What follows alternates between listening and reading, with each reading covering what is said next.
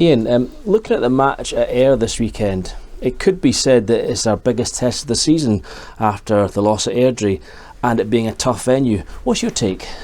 I wouldn't say it's our biggest test of the season. I would say all these games in this division are incredibly hard. We're tested every single week, we're tested every single day in training with the demands we're placed on ourselves. But yeah, we understand it's our first defeat of the season in the league, so we have to try and bounce back. Very, very difficult venue against a good team. Lee Bullen, since he's been in, has done a fantastic job in getting his team going, and epitomised by finishing second last year. Yeah, and after the match at Airdrie, has it been easy to lift the players in training this week?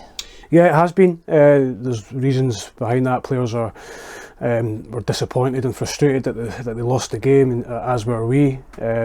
We always want to make amends and want to try and collect as many 3 points as possible, but I think also reflecting over the weekend and analysing the game back and seeing some stuff that we've done poorly, but also lots and lots in the game that we've done really, really well. And it's always good to take a little bit of time before you make snap decisions or jump to conclusions. As I said, I'll always be our biggest critic and always strive for continued improvement from myself, staff and the players. But watching the game back, how we lost the game I'll never know. Fine margins in football, we'll always do that, and I think pretty much everybody who saw that game will realise that we were very unfortunate to not at least leave with 1 point. Yeah. Another factor in the game this weekend at Somerset Park is that Ayr's turnaround after some poor results. That turnaround, you'll take a note of it, and it's going to add another element to the challenge that faces you. Yeah, absolutely. You lose 4-0 at home, it's always going to hurt you. And Partick Thistle done very well in the game against there, and then you go and score 5 away from home. So that's how crazy this league is, and that's how hard this league is. I hear a lot of poor starts and bad runs, but this league is so difficult. It's very, very easy to go on a bad run, and it's very, very difficult to get a good run going because the teams are so evenly matched, and you're going up against good experienced managers, good experienced players who can play good football, who can defend well, and it's really, really aggressive. So we have to be prepared for it. As I said, Lee's done a fantastic job since he went in there. Yes, probably not the start that he wanted in this season's campaign, but a very, very dangerous side. When you lose your top goal scorer with 20 odd goals, it's hard to replace. On the flip side, we've not had the start we wanted either, because we wanted to win 6 in a row and be top of the league. So we have to go down there and do our best to come back with 3 points. And it's an old adage, but it's one game at a time.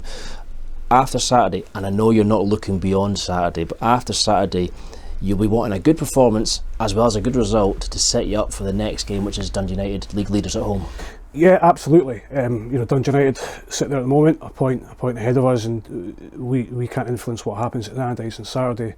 All we can do is try and go into that game against them at the very, very worst, 1 point behind, with another victory under our belts and another away victory, which would be fantastic. And then when they come here, we can try and go for it a little bit. So it's going to be tough. You see the leagues now, it's bunched up a lot in the top half. It's going to probably be like that all season, unless a couple of us or one of us can get away from the rest, but it doesn't happen very often. Yeah, something you talked about last midweek with Davey was Dylan Core and his battle or his rehab through injury. How is he making progress, and what's the overall injury picture? Yeah, overall injury picture's not changed much, which is kind of good and kind of not. Obviously, Keith, we'll have to check on Keith tomorrow. He came off against Airdrie last week. Hopefully, well, it isn't anything serious. We know that, and we'll check him tomorrow because he's done a little bit of light work this week. Jack came off with a groin issue, but he's fine, which is really, really good news. Dylan, still waiting on him. It's a little bit of a setback this week, so we'll have to wait. We'll probably have more news tonight when we get some more information on it, and then we'll have a definite timescale. And obviously we're still waiting on Ross Matthews, but he's progressing now much quicker than he was 2 or 3 weeks ago. And then finally, I think I asked you last time I interviewed you, but with the loan window closing, any moves, or are you settled with what we have?